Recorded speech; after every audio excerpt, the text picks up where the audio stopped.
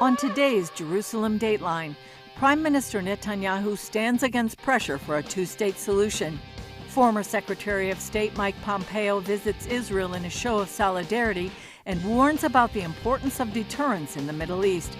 Plus, analysis about this moment in Israel's battle for the right to exist, and anti-Semitism in cyberspace and how one young woman's Israeli startup tracks it and fights it. All this and more coming up in this edition of Jerusalem Dateline.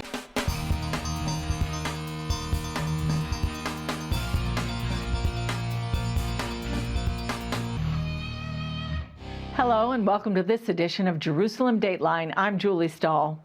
As fighting escalates in Gaza and along Israel's northern border, the U.S. and its Arab partners are working on a blueprint with a firm timeline for establishing a Palestinian state if a Gaza ceasefire takes effect.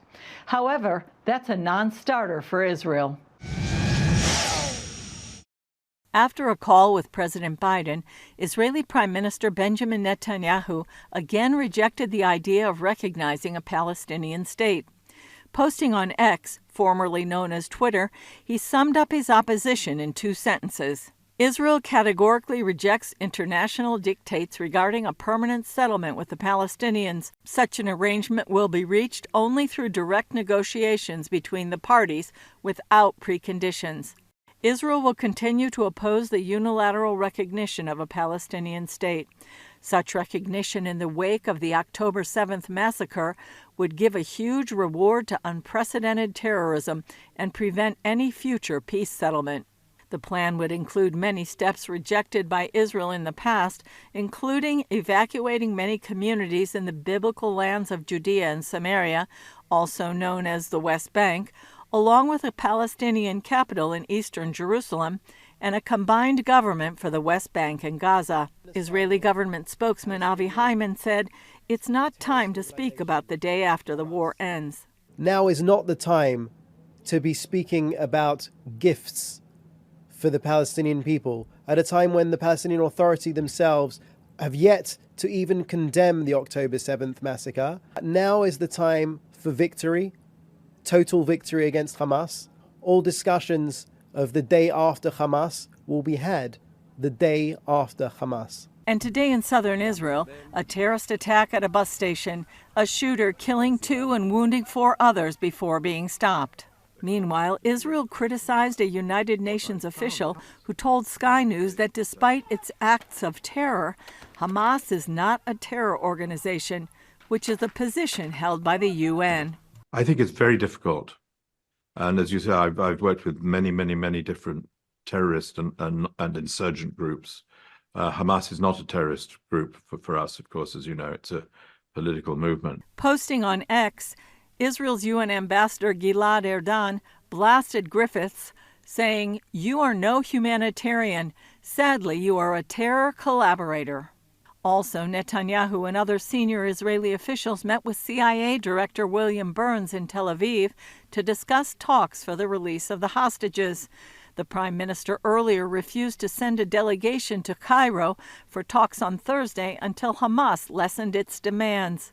Families of the hostages chained themselves together at the entrance to the Defense Ministry, calling for the War Cabinet to send a delegation to Cairo. And in Gaza, IDF spokesman Rear Admiral Daniel Hagari explained Israel's military mission in the Nasser hospital in Gaza, where Israeli intelligence believed bodies and hostages were being held. According to the information we have collected, I can now share some of the terrorists who took part in the massacre of October 7th. They were found by our forces inside the Nasser hospital complex. If it weren't for Hamas starting this war, taking our hostages and hiding in the hospital, we wouldn't need to be in the hospital in the first place. Hamas started this war. Israel will end this war.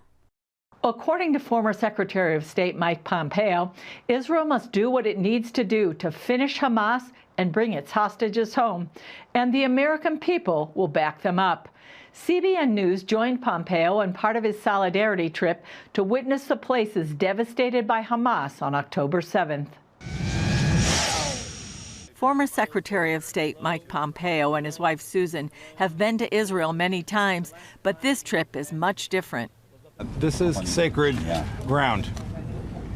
To see the pictures of these young people reminds my wife and me, Susan, so much of our family and the families who lost loved ones here. And we pray for the souls of those lost and the families who remember them. It is also, as you walk this field, never far from my mind that not far from where we are standing, there are hostages still being held. For those of us, of which there are millions, who are so crushed, were so crushed on October 7th and continue to be and continue to stand with you, we feel helpless. It's hard for us to know how to convey, especially to those personally affected, but to Jews everywhere, how much we care. Pompeo and his wife visited the site of the Nova Music Festival, where more than 300 Israelis were murdered and dozens of others kidnapped into Gaza. He came to stand with Israel at this tough time, to honor the memory of those who were killed, and to stand with the families of the hostages. I've been amazed by the resilience of the Israeli people, although frankly not surprised. Continue to be amazed by that. And then, whenever you see the families who've lost loved ones or the families who still continue to have their loved ones held inside of Gaza, it reminds you of the sense of responsibility to defeat these adversaries, to actually win. In an interview with CBN News, Pompeo says Israel should have the support of the American people. But I hope the message that I can leave with the Israeli people is that the United States, writ large, supports what Israel is doing and supports the decisions that Israeli leadership is making to do what it needs to do. He believes Israel is prepared to pay a great price for the return of the hostages, but he understands the terrible dilemma its leaders face. They will face it in the right way. As for the mechanics of it, I'm also confident Israel will ensure that they get those people home, but won't sacrifice the risk that there'll be more hostages and more dead Israelis. That would be unforgivable. Knesset member Ambassador Danny Danon accompanied the Pompeos on this visit. I'm grateful for Secretary Pompeo and his wife Susan for being here with us, and I know it will change his life. So I know it's not easy for them, it's not easy for us, but it is a must to see the atrocities that took place here. They visited Kfar Aza, one of the hardest hit communities near the Gaza Strip. So we can see in the distance the high rises. That's already downtown Gaza. That's Gaza City itself. The north from where we are, that's already Jabalia. The other neighborhood over here to my left is Al Sujaiya. Hamas has turned these locations into strongholds. IDF spokesman Major Liad Diamond spoke of a photographer who lived in Kfar Aza. He snapped a photo of paragliders landing in his community and was killed along with his wife. They met the brother of twins Gali and Ziv Berman, both kidnapped from the kibbutz and now held hostage by Hamas.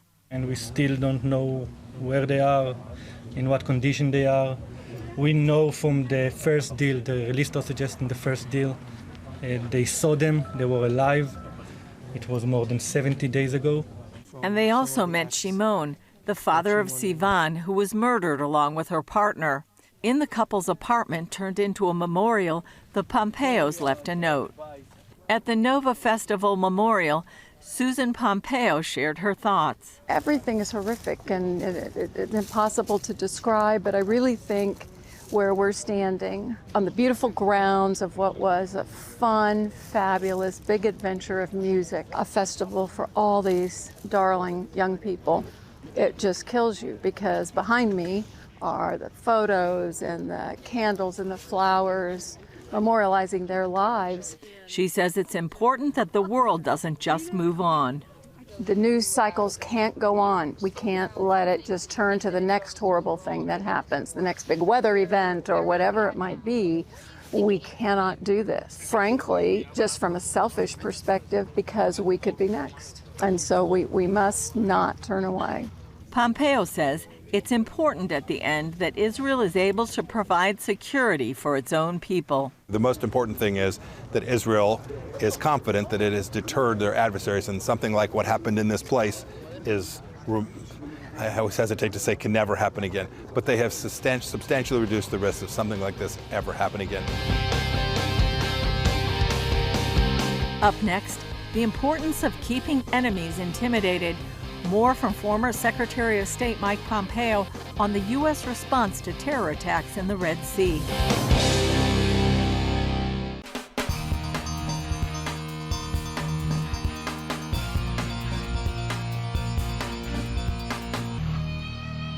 As political analysts have long said, the perception of strength is critical in keeping enemies at bay in the Middle East. With Iran stirring up proxies across the region, the U.S. has become a target. Mike Pompeo addressed this in our interview. Take a look. Former U.S. Secretary of State Mike Pompeo says Americans are being attacked in the Middle East due to a loss of deterrence. The enemy is emboldened when you no longer have convinced them that there'll be a true cost to pay. And whatever we have done in response so far, whatever one thinks about those responses, it is demonstrably true that they've not been sufficient, that they have not been adequate yet to deter the Iranian regime from continuing to threaten our soldiers, sailors, airmen, and Marines, and we've got to get that back.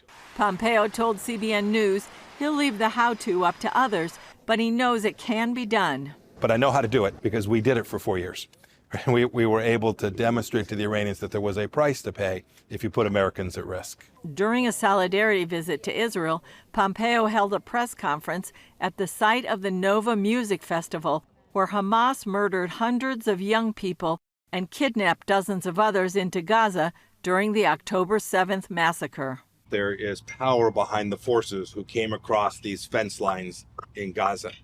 And I think, too, today of the struggle still in the north with Hezbollah. We should be mindful that what happened on October 7th is a symptom of the challenge that the Islamic Republic of Iran brings. In November, Yemen's Iranian-backed Houthi rebels began attacking American and other ships in the international shipping route in the Red Sea, in revenge, they say, for Israel's military operation in Gaza.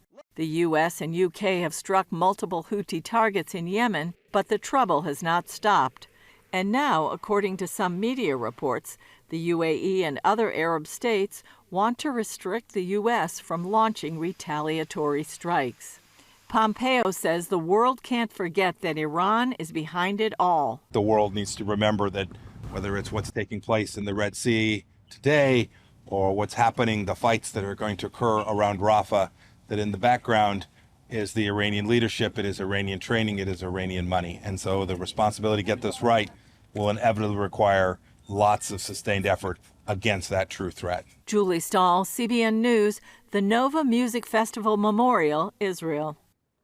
Deadly foes are attacking Israel from all sides right now. Their goal is to wipe the tiny Jewish nation off the face of the earth.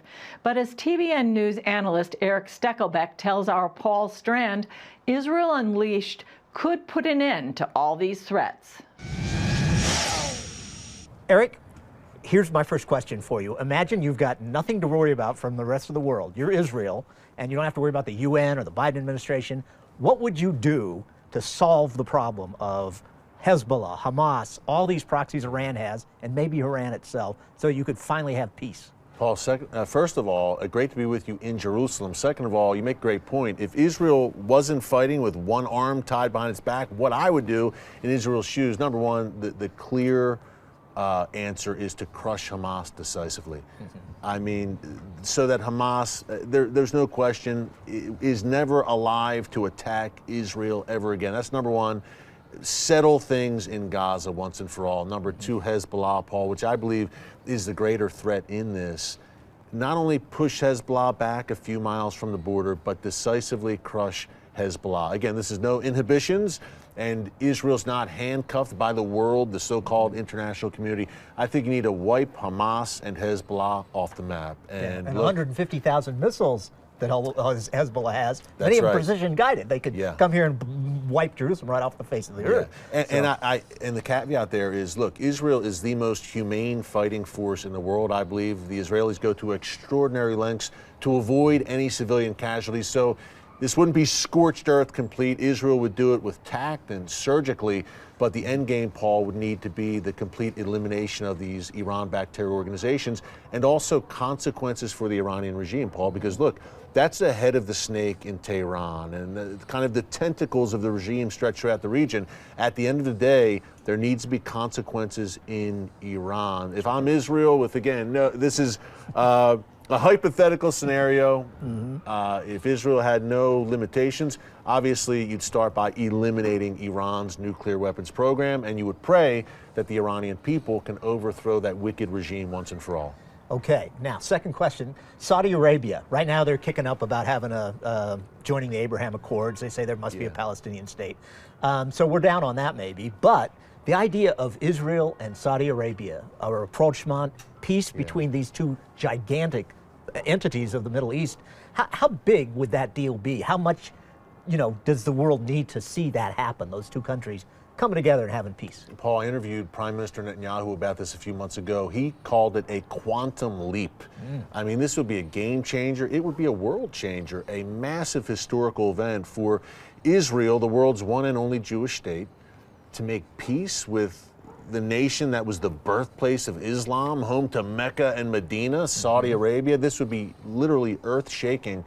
And I think it can happen, Paul. I do. I mean, on hold right now, obviously. And remember, in the run-up to the October 7th massacre, there was so much talk that Israel and Saudi Arabia were very close. And I believe one of the reasons Iran gave the green light for October 7th was to put a stop to that Israel-Saudi potential normalization. But now we're a few months in, and the Saudis are saying, look, this is still on the table. Now, the caveat there, Paul, is the world is pushing for a Palestinian state.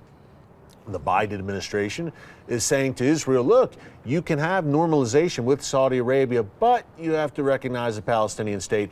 Israel's not going to go down that road, but I believe even without that, the Saudis are willing to come to the table. Two reasons, Paul, in particular. Number one, Iran. That Iran threat, it's not only a threat to Israel, it's a threat to all of those Sunni Arab nations as well. And number two, look, Israel is the strong horse in the region, Paul, not only militarily, but economically. I mean, Israel is a scientific, technological powerhouse. There's a lot of reasons for the Saudis to make peace with Israel, but my prayer for Israel is, if they do it, that the price isn't too high. Does Israel have to make a bunch of very dangerous concessions? Right now, there's no consensus for that among the people of Israel, surely, but I think this talk of a Saudi deal is going to kick back into overdrive once again. I think in a broader sense, Paul, it has prophetic implications. Amen, yeah, and it could mean not just peace for this region, but maybe peace for much of the world if you could finally just have this conflict over once and for all. Yeah. Eric, thanks so much for joining Paul, us. my pleasure. God bless, brother. God bless. Thank you. Still ahead, battles on the information front and how one Israeli company fights false narratives denying Hamas atrocities.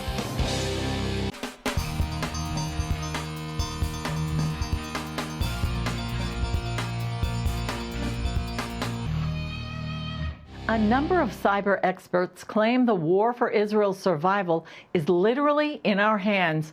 Our phones are now a major weapon in the battle over which narrative we believe.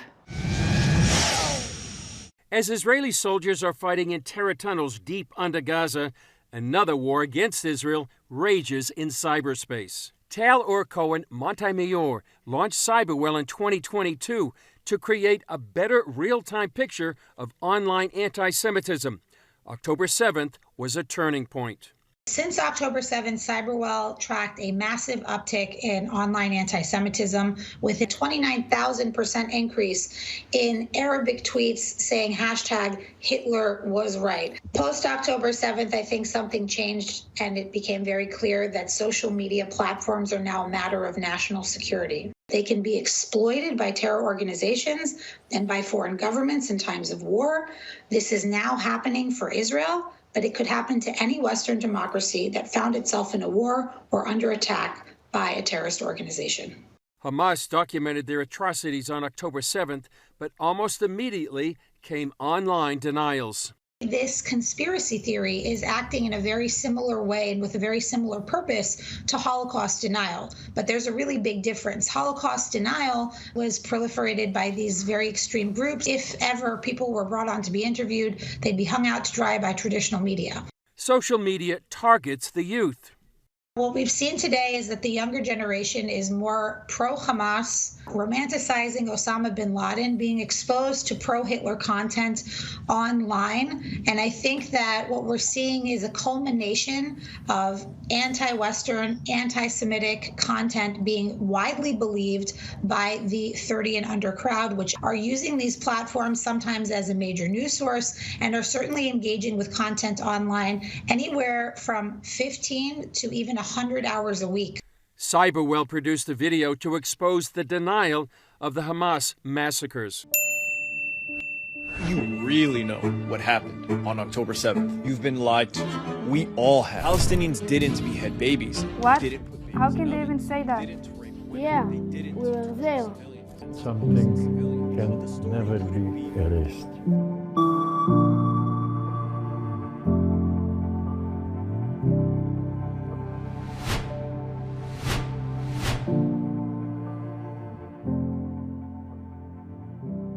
Montemayor says anti-Semitism online has real-world consequences. Talk about foreign policy of the current administration, which is now currently in the process of strong-arming Israel into recognizing a Palestinian state because they saw in the polls that their base is not happy about the current policy of supporting Israel. And I think that social media plays a huge role in that in terms of, again, swaying opinion and also shifting people to be openly hostile against Jewish people and Israel. Food and friendship. See how CBN partners are providing this and so much more to Israeli senior citizens when we come back.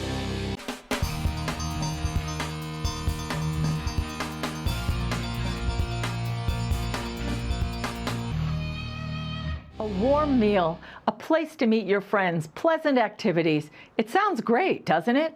CBN Israel is helping all this happen for senior citizens in a little city overlooking Nazareth called Nof HaGalil. Throughout the week, 150 elderly people come to the Alma Center. A bus picks them up in the morning. They arrive to a full breakfast followed by a variety of activities from art to lectures, music, gardening, and more. And in keeping up with the times, participants learn how to use computers and apps on their smartphones. Of course, they also have time to socialize and eat a hot meal before they go home.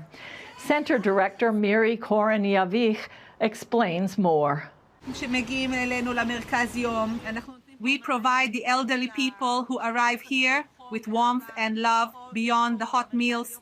They find here they are not alone. Here we build community. We are a family. We are a home. They get out of their four walls where they are alone watching TV. They can come here and get a different atmosphere, get a chance to relax, to see their friends, eat, enjoy, do sports, music, arts, and crafts.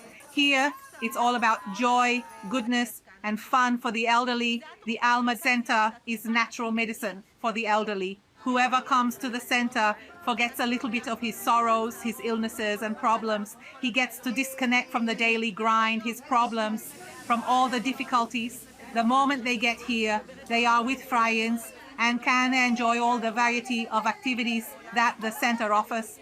It does good for their hearts and souls. What a wonderful way to help older Israelis stay mentally healthy and engaged with life. If you want to be a part of CBN's humanitarian work in Israel, go to the cbnisrael.org website and see how you can help.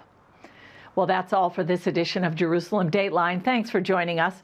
Remember, you can follow us on social media and access CBN content through our CBN News and other CBN apps.